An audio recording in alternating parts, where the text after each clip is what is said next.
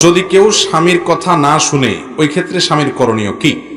যদি কোনো স্ত্রী স্বামীর কথা না শুনে তাহলে স্বামীর প্রথম করণীয় হলো স্ত্রীকে নসিহত করা, উপদেশ দেওয়া এবং যথাসম্ভব আন্তরিকতা ভালোবাসা দিয়ে তাকে আনুগত্যের মধ্যে আনার চেষ্টা করা যে তুমি আমার কথা শুনলে লাভ তোমার, আর আমার কথা না শুনলে, আমার অবাধ্য হলে, নাফরমানি করলে তোমারই লস। নবী করিম সাল্লাল্লাহু আলাইহি ওয়াসাল্লাম বলেছেন 4 কাজ করলে মহিলারা 8 জান্নাতের যে কোনো জান্নাতে যেতে পারবে। তার 1 নম্বর কাজ হলো নামাজ পড়া ঠিক মতো, 2 নম্বর হলো রমজান রোজা রাখা, 3 নম্বর হলো স্বামীর কথা মেনে চলা, 4 নম্বর হলো লজ্জাস্থান হেফাজত করা। এই যে স্বামীর কথা মেনে চলা, এটা তোমার জান্নাতে যাওয়ার পূর্ব শর্ত। অতএব তাকে নসিহত করতে হবে। আল্লাহ বলেছেন ফাইজুহুন্না, যদি তারা কথা না শুনে তাহলে তাদেরকে কি করবে? প্রথমে উপদেশ দেওয়া। এটাতে কাজ হয় নাই, উপদেশ দিয়া বহুত বুঝাইছেন, বহুত ভাবে চেষ্টা করছেন, কিন্তু হয় না। একটু ভালোবাসা দিলেন, একটু হাদিয়া তোফা দিলেন, একটু মহব্বত করলেন, কোনোভাবে বসে আনার চেষ্টা করলেন না, হয় না, তাহলে সেক্ষেত্রে ওয়াহজুরুহুন্না ফিল মাদাজি। নাম্বার 2, দ্বিতীয় কাজ হলো বিছানা পৃথক। রাগ করে আরেক রুমে যায় শুয়ে থাকেন, আরেক বাড়িতে যায় শুয়ে থাকেন, অভিমান করেন, দুঃখ কষ্ট বোঝানোর চেষ্টা করেন, তাতে সে আপনাকে ফিল করে কিনা, মিস করে কিনা দেখেন। যদি হয় তো আলহামদুলিল্লাহ, তাতেও যদি ঠিক না হয়, নাম্বার 3, ছেলে পক্ষের একজন গণ্যমান্য, মেয়ে পক্ষের একজন গণ্যমান্য বা একাধিক গণ্যমান্য মুরব্বীদেরকে নিয়ে বসায়া একটু তাকে সংশোধন করার চেষ্টা করেন, মীমাংসা করার চেষ্টা করেন।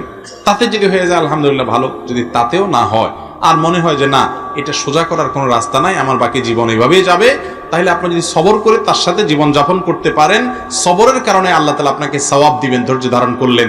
কারণ আল্লাহ তাআলা নবী লূত আলাইহিস সালামের ঘরে, নূহ আলাইহিস সালামের ঘরে অমানুষ দিছেন না, দেন নাই? তারা সবর করেছেন, সেজন্য আল্লাহ রাব্বুল আলামিনের প্রশংসা পেয়েছেন।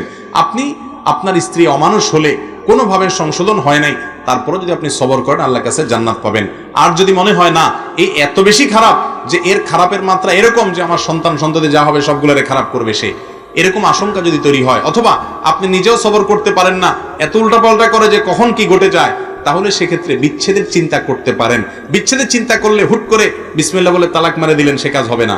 বরং বিচ্ছেদের চিন্তা করলে আগে কোনো দক্ষ আলেমের কাছে, মুফতির কাছে যাবেন, ভালো কোনো দারুল ইফতা ফতোয়া বিভাগ মাদ্রাসায় যাবেন, যাই বলবেন হুজুর এই অবস্থা আমার স্ত্রীকে আমি ওই যে শরীয়ত কোরআন বর্ণিত 3টা স্টেপে সবগুলো পার করছি, নসিহত করছি, অভিমান করে দেখছি, শাসন করে দেখছি, মুরব্বীদেরকে ডেকে বসাইছি, 3টার কোনোটাতে কাজ হয় নাই, আমি 4টা ব্যবহার করতে চাই, তালাক দিতে চাই। তখন হুজুর আপনাকে এমন সিস্টেমে তালাক দেওয়ার কথা বলবেন, সুন্নাত সম্মত তালাক, যে তালাক দেওয়ার পরে 20 বছর পরেও যদি আবার একত্র হতে চান সেই সুযোগ থাকবে ইনশাআল্লাহ। আর নিজে নিজে দিবেন, তাহলে সেক্ষেত্রে এমন সর্বনাশ হতে পারে যে এরপরে হুজুরদের পিছে পিছে ঘুরবেন আর থাকার সুযোগ পাবেন না। বিধায় স্ত্রী যদি কথা না শুনে এই স্টেপগুলো একটা একটা করে অবলম্বন করবেন। আর মনে রাখবেন নবী করিম সাল্লাল্লাহু আলাইহি সাল্লাম বলেছেন মেয়েদেরকে বাম পাজরের হাড় থেকে সৃষ্টি করা হয়েছে, অর্থাৎ মূলটা সেটা। সব মহিলা তার স্বামীর বাম পাজরের হাড় থেকে তৈরি না, এই যে বাম পাজরের হাড় থেকে মহিলাদেরকে তৈরি করা হয়েছে। এটাকে তুমি যদি বেশি সোজা করতে চাও তাহলে কিন্তু ভেঙে যাবে। অতএব এই বাঁকা টাকা রেখে এই অবস্থায় তুমি এটা থেকে উপকার হাসিল করতে হবে, অর্থাৎ এটা থেকে তোমার পারপাস সার্ভ করে নিয়ে সংসার চালিয়ে যেতে হবে। এখন অনেক পুরুষ আছে, না কেন এরকম হবে, না কেন আমার কথা শুনবে না, না এরকম হইতে হবে, এই বেশি তেড়ামি করবেন, সারা জীবন তেড়াই খাবেন আর দুনাই খেতে থাকবেন, কখনো শান্তির দেখা পাবেন না। আর যদি সবর করেন, মানুষ হওয়ার চেষ্টা করেন, তাহলে সুখ শান্তি পাবেন। নবী করিম সাল্লাল্লাহু আলাইহি সাল্লাম কত চমৎকার পলিসি শিক্ষা দিয়েছেন। আজকে ঘরে ঘরে পরকিয়া, ঘরে ঘরে পরকিয়া।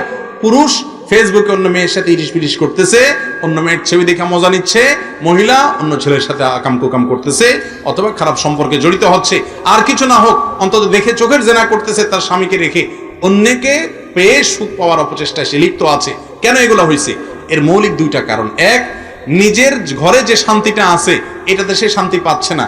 নবী করিম সাল্লাল্লাহু আলাইহি সাল্লাম এই রোগের ট্রিটমেন্ট করতে গিয়ে বলেছেন, তোমরা যারা পুরুষরা অন্য নারীতে আসক্ত, যে সমস্ত নারীরা অন্য পুরুষে আসক্ত, আল্লাহ তোমাকে জীবন সঙ্গী সঙ্গিনী দিয়েছেন, তুমি বিবাহিত, এরপরও পরকীয়া লিপ্ত, অন্যের দিকে তুমি আসক্ত, তুমি একটা কথা মাথায় রাখো, তুমি অন্য নারীর প্রতি বা অন্য পুরুষের প্রতি যে আসক্ত, তোমার ঘরে আল্লাহ যে স্ত্রী দিয়েছেন, তোমার ঘরে যে পুরুষ আছে, তার কাছে আল্লাহ রাব্বুল আলামিন সে সমস্ত নেয়ামত দিয়ে রেখেছেন যেগুলো অন্যের মধ্যে আছে তুমি মনে করতেছ।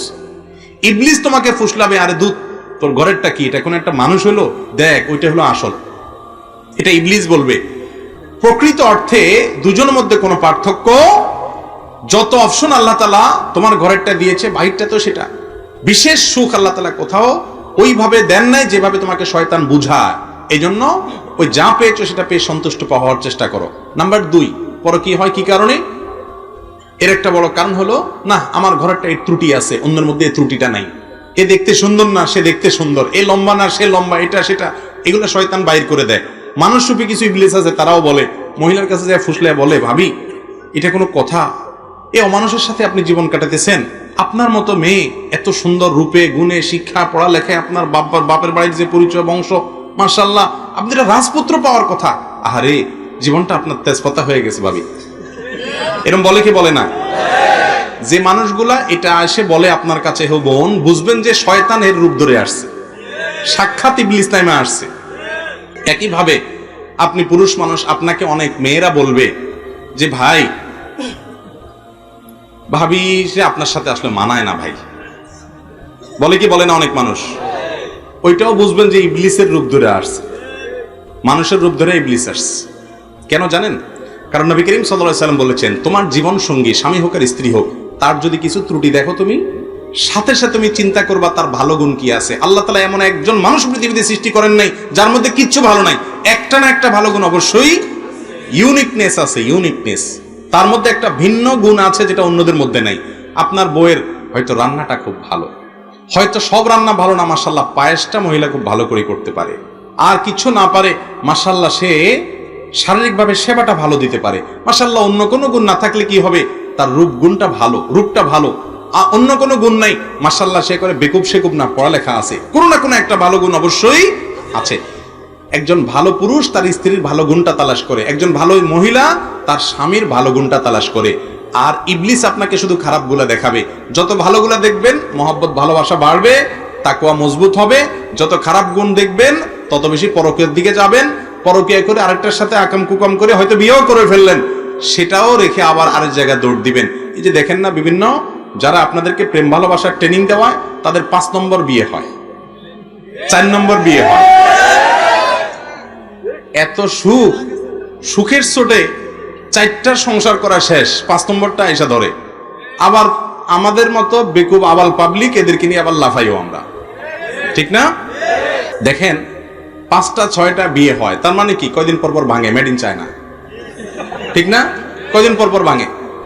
আপনি যদি নবী করিম সাল্লাল্লাহু আলাইহি ওয়াসাল্লামের আদর্শ অনুযায়ী চলেন, আমি সব জায়গায় বলি, ওই মুরব্বী চাচা যারা আছেন এখানে মুরব্বীরা, দেখেন যে চাচির সাথে যে কি সম্পর্ক, সুপারগুলোর মতো আঠার মতো তাদের মহব্বত লেগে রয়েছে, ঠিক না বে ঠিক? আর এখন যুবকরা আইরে মহব্বতের উতরানি, কত রকম উতরানি, ফেসবুকে মেসেঞ্জারে আর কত মহব্বত ভালোবাসা উজাড় করে দেওয়া, লাভ এটা সেটা, কিন্তু 2 দিন পরে টুনটুন করে ভাঙে, ঠিক না বে ঠিক? আল্লাহর আনুগত্যের বাইরে কোনো শান্তি আল্লাহ তাআলা রাখেন নাই। আল্লাহর আনুগত্যের বাইরে যারা গেছে তাদের জীবন তেজপাতা হয়ে গেছে। অতএব আমরা সবর করবো তো ইনশাআল্লাহ। বউ যদি স্বামীর কথা না শুনে স্টেপ বাই স্টেপ আগাবেন, একবারে ধরেই সিরিয়াস এবং সর্বশেষ অস্ত্র ব্যবহার করবেন না।